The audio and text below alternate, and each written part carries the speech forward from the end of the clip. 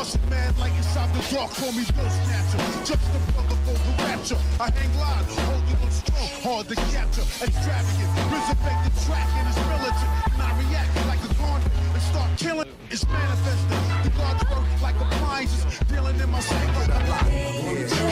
When it comes to clans in Naruto, one thing that really stands out about them is the fact that each clan has its own unique right to be special, and throughout the years they develop their own signature jutsu. With some clans, they do this by training their Kekkei Genkai and passing down the advancements of that Kekkei Genkai to the future clan members. In the cases of other clans like the Nara clan, they developed their own signature hidden jutsu meant to be kept within the clan, getting passed down from generation to generation.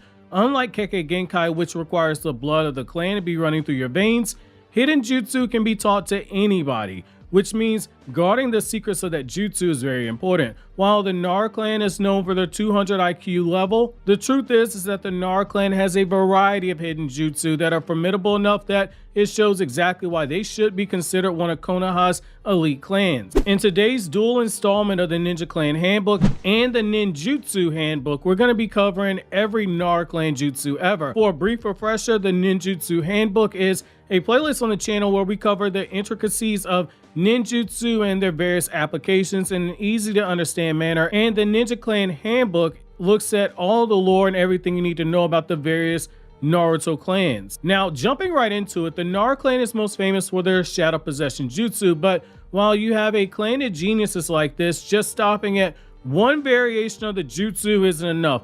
What started out as merely as a jutsu meant to assist with hunting down animals, it quickly evolved into being one of the most underappreciated jutsu in the entire series, in my opinion, especially when you look at how many different variations of the jutsu exist, as well as how a jutsu that was originally meant to assist hunters transformed into being something meant to assist the Akamichi clan and the Yamanaka clan. It really shows that even for all the changes that the jutsu's undergone, to a certain extent, it still retained its original purpose of being a support jutsu.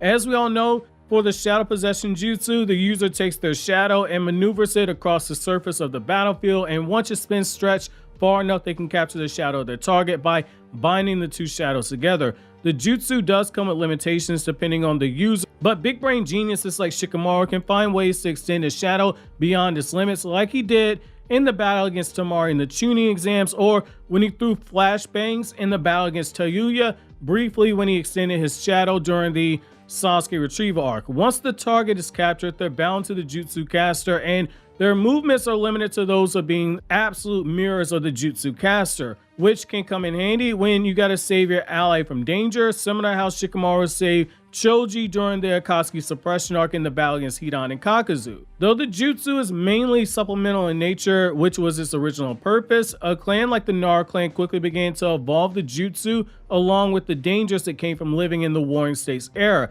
Essentially, this was evolution at work.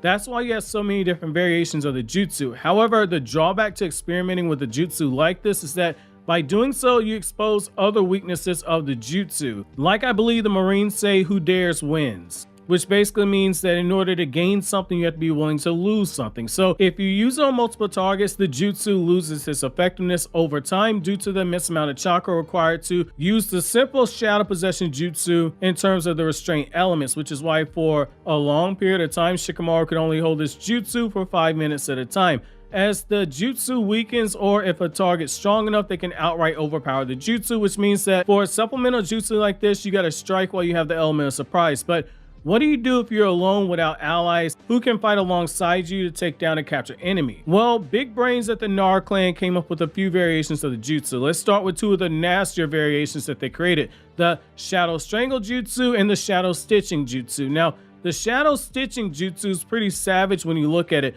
The jutsu caster, after catching the target with the Shadow Possession Jutsu, changes the shape of the shadows into large needles that can move independently of one another, and they can strike several targets in the area, or they can drive themselves into major joints of the target to prevent them from moving further. The person essentially becomes sewed up to the shadow of the jutsu caster, and the increased force of the attack makes it harder to escape. Now, for a little bit of a fun fact on this jutsu, it's another example where I told you guys over and over in the past that Naruto series creator Masashi Kishimoto takes inspiration from Japanese and Asian folklore and legends when he writes the Naruto manga.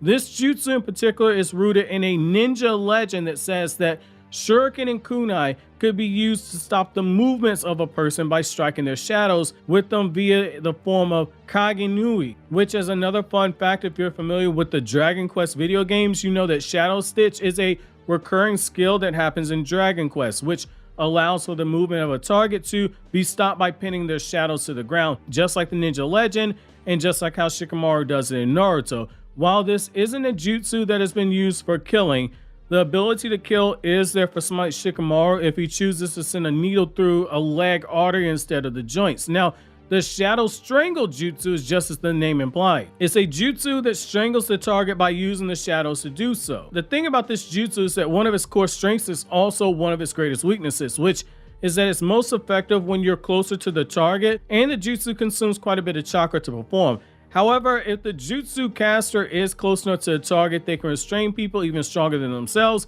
A great example being how Shikamaru in the Shikamaru Shinden novel Morning Clouds, which I've covered here on the channel in a separate playlist. Shikamaru restrained all 5 Kage in a sneak attack, and the only Kage that could break out of the jutsu was Naruto. However, this jutsu can also be used further to take control of inanimate objects to force them to fight, as shown in Naruto, the last official movie novelization, where Shikamaru during the final battle was able to control Toneri's puppets in the final arc of that movie. Now, the shadow grab jutsu allows the user to increase the amount of power in their shadow by pumping enough chakra into it that it becomes hard to steal. This jutsu allows for physical attacks that can not only capture the target, but move the target around if need be. However, the trade-off for this is that this jutsu does come with more power, but it comes at the cost of being able to control the movements of the target, like you see with the Shadow Possession Jutsu. Now, the only real time that this jutsu can be used offensively is if it's in combination with the Akimichi clan's Human Boulder Jutsu, but the fact that an enormous amount of chakra getting pumped into this jutsu determines how hard to steal the jutsu feels says a lot about the potential of this jutsu in combat. The Shadow Possession Shuriken Jutsu should not be confused with the Shadow Shuriken Jutsu. This jutsu requires quite a bit of prep time, but if the prep time is done, you got one hell of a nasty jutsu here. Essentially, the caster has to take chakra blades, pour their own chakra into them. Due to the chakra blades having the caster's chakra in it, it allows the user to pierce the shadows of the target who happen to be outside the range of the Shadow Possession Jutsu and keep them stuck in place as if they are trapped by the Shadow Possession Jutsu. There's no confirmation on how long this jutsu holds, if it's 5 minutes or if it lasts in proportion to how much chakra the jutsu caster has stored into the blades, but it's a pretty impressive jutsu nonetheless, and it kind of makes you look back to the earlier jutsu that we covered. When you look at the Kage Nui, which is a reference to the belief that ninjas can throw kunai and shuriken into a shadow and hold it in place, that's another nod to that as well. Now, the Shadow Stitching Higabana Jutsu takes the prior mentioned Shadow Stitching Jutsu and it takes it a step further. First, you trap the target with the parent jutsu, then you manipulate the shadows to bring the targets into a closer range, increasing the effectiveness of the jutsu, which makes for an ideal support jutsu if you got a very powerful enemy who you can only restrain for a short period of time. This jutsu also allows you to maneuver quickly away from them in a way to where you can get your ally into a position to land a striking shot in order to end the battle that you're in. An interesting thing of note here is that, like a lot of jutsu that are going to be mentioned in this video as well as other videos, this one also has symbolism in Japanese legends and folklore and just in culture in general, because the Higabana is a flower that you find in Japanese cemeteries that's associated with death, sorrow, and funerals, which is appropriate given that this jutsu can be used in combination for the setting up blow that might kill this target. The Shadow Possession Field Jutsu is a brand new jutsu that Shikadai made with the help of Tamari, according to the Boruto movie novelization. Now, before one of you guys say, bruh, that's only in a novel, I don't want to hear about that. Pump the brakes for a second. This jutsu was shown in the movie, as well as in the anime and in the manga when Shikadai fought Boruto in the Chunin exams. You remember when Shikadai made that huge giant circle of a Shadow Possession jutsu? That was this jutsu right here, which, as a side note, strongly implies that Tamari either knows the jutsu, making her the first non-Nara clan member since the third Hokage to learn this jutsu, or she at the very least knows enough about the mechanics of the jutsu that she was able to help her son create this own jutsu. Now, this one is nasty, and it gives me hope that this new generation of ninjas is going to continue to create their own jutsu moving forward, even if that new jutsu is just a further advancement of the jutsu their parents gave, similar to how Naruto advanced the rasengan into 9,000 different variations of the rasengan and rasen shuriken. Basically, this jutsu sweeps across a wide circular area of 10 meters to trap the target. Once the target is caught in that circle, the user is unable to control their movements. What I like about this jutsu is that it's a sneak attack jutsu, where you don't know that the caster has used this jutsu on you until it's too late, because they can literally have their back to you, and if they use this jutsu and you're within the radius, you're caught automatically. Now, speaking of Shikadai, a fun fact is that we learned in the Boruto era that when it comes to the Nara clan, they specifically teach young Nara clan members like Shikadai the Shadow Bind Jutsu before anything else. It's seen as a rite of passage, which, for reference, this isn't a jutsu that we see until the 4th Great Ninja War of Naruto. This jutsu basically takes the shadow of the user and it puts it onto the target, but it doesn't give the user the ability to control the target. However, what it does is that it allows them to use their shadow to sense when a target's been caught or come into contact with other beings, and allows them to bind that target in place. The main benefit to this jutsu is that it allows you to grab multiple targets at once without being forced to come into contact with them physically. Again, the drawback is that you cannot control their movements, but you can at least restrain them. Now, the Juggernaut Yo-Yo Jutsu is a jutsu that needs to be used in combination with a member of the Akimichi clan, but it's pretty deadly. Basically, after the Akimichi clan member uses the human boulder jutsu, the Nara clan member can link their shadows together and they can control the direction of the human boulder while on the battlefield. If you have a member of the Yamanaka clan there with you, what this jutsu allows you to do is telepathically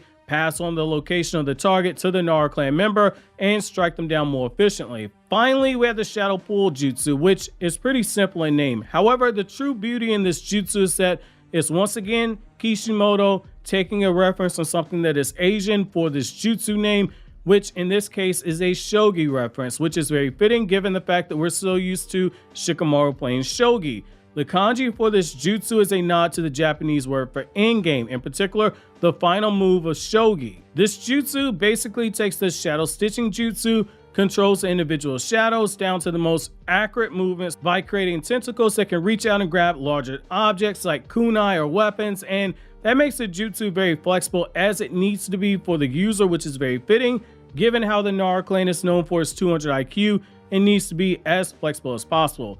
So, as a challenge to you guys, if we can hit 1,000 likes on this video, I'll look at every Ina Shikacho jutsu and break down each of those jutsu as well. And if we can hit 2,000 likes on this video by the time I upload my video on Tamari, which should be in the next 2 weeks, then I'll look at every single Hyuga clan jutsu ever. And there's a lot of jutsu by the Hyuga clan. Let me know which jutsu from the Nara clan is your favorite. But as always, guys, if you like anything I had to say, don't forget to comment, rate, subscribe, and share.